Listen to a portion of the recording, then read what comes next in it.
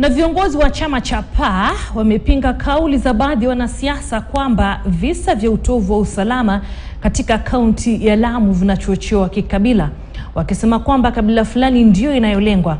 Wakizungumza jijini Mombasa ambapo waliongozwa na mwenyekiti wa chama hicho Ibrahim Hamisi, wamesema matamshi hayo yatachochea zaidi visa vya utovu wa usalama katika kaunti hiyo. Wamemtaka waziri wa masuala ya humu nchini Profesa Kithure Kindiki kuwachukulia hatua za kisheria wanasiasa waliotoa matamshi hayo. Wanaisifu hao ya tu majina. Mimi ni Ibrahim Hamisi. Hao watu ambao wanajipiga kifua kwa uchochezi ambao wanautoa ya kusema kwamba sisi, manake clip zinaendea kila siku kwamba sisi tumechukua leo women rep, tumechukua senator, tumechukua nini, na kwamba tunajipanga 2027 mpaka MCA wote tutachukua.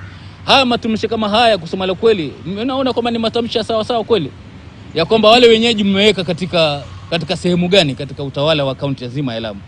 Sisi kama chama cha PAA tumejitokeza na kulaani vikali tamshi kama hizi ambazo zinaweza kuleta utovu wa usalama katika kaunti ile. And we are requesting the government to leave them alone. They say the truth.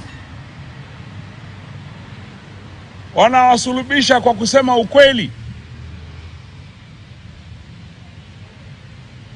Pwani imetumika vibaya for so many years, and people now are getting used to mistreating us, including our elders. So let them not push us too hard. Tukijiita Waswahili ni shida. Kila mtu anajiita Mswahili. Na kuna Waswahili wanati wale ambao ni original.